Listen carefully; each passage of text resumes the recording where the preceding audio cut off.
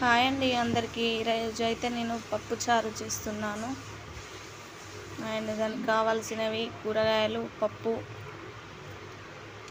చింతపండు. అండ్ నేనైతే పచ్చి చింతకాయ పులుసు తీసుకుంటున్నాను. సో ఇప్పుడైతే ఒక గిన్నె పెట్టుకొని అది వేడయ్యాక ఆయిల్ వేయాలి.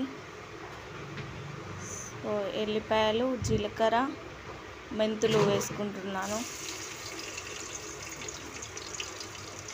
అవి కొంచెం గోలాక ఫస్ట్ పచ్చిమిర్చి వేసుకోవాలి.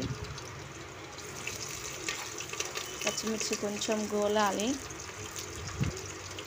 సో ఒకసారి కలుపుకొని కొంచెం గోలాక ఉల్లిగడ్డలు వేసుకోవాలి.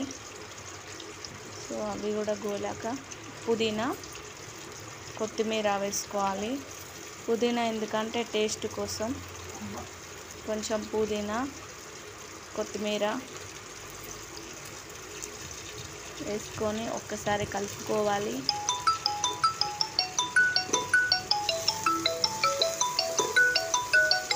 కొంచెం అవి గోలాక కొంచెం పసుపు, కొంచెం అల్లం వేసుకొని కలుపుకోవాలి.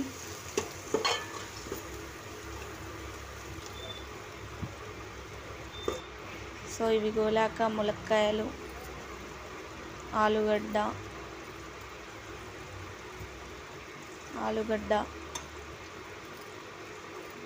తర్వాత కూరగాయలన్నీ వేస్తున్నానండి. ఏం కాదు, ఒకేసారి గోలిపోతాయి.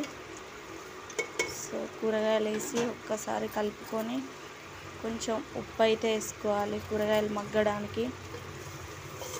ఒకసారి కలుపుకొని ఉప్పు వేసుకోవాలి. చాలా బాగుంటుందండి ఇలా పప్పుచారు చేసుకుంటే. సో సాల్ట్ వేసుకొని ఒకసారి కలుపుకొని మూత పెట్టుకోవాలి. సో ఇలా మగ్గిపోతాయి. ఇందులోని నేనైతే ఫస్ట్ వాటర్ వేస్తానండి, పప్పేయను. సో ఫస్ట్ వాటర్ పోసుకుంటున్నాను. దానికి సరిపోయే వాటరు, అంటే చింతపులుసు వేస్తా కాబట్టి కొన్ని తక్కువ పోస్తాను. సో వాటర్ వేసుకొని ఒకసారి కలుపుకోవాలి. పప్పు వేస్తున్నాను ఇప్పుడు. పప్పు వేసుకోవాలి.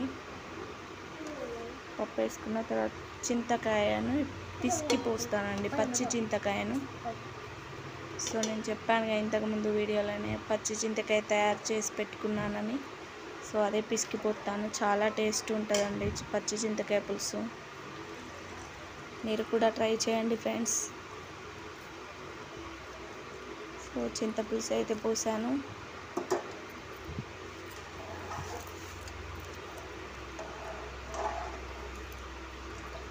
దానిలోకి కొంచెం కారం, కొంచెం ధనియాల పొడి అండ్ కొంచెం జీలకర్ర మెంతుల పొడి వేసుకోవాలి. సో కొంచెం సాల్ట్ కూడా వేస్తున్నాను. ఒకసారి కలుపుకోవాలి. కలుపుకొని మూత పెట్టుకొని కొంచెం సేపు మరగనివ్వాలి. సో చాలా టేస్టీగా పప్పుచారు అయితే అయింది. సూపర్గా ఉందండి, మీరు కూడా ట్రై చేయండి. సో పప్పుచారుకు అంచులోకి ఏమన్నా కావాలి కదా. సో బెండకాయ పల్లి చేసుకున్నాను. కొంచెం పప్పు మిగిలిచ్చి అందులో చక్కెర కలుపుతున్నాను. మా బాబుకు చాలా ఇష్టం అండి. సో మీరు కూడా ఇలా తింటారా? మేమైతే ఇలానే తింటాం, చక్కెర కలుపుకొని. బాయ్ ఫ్రెండ్స్, లైక్ చేయండి, షేర్ చేయండి.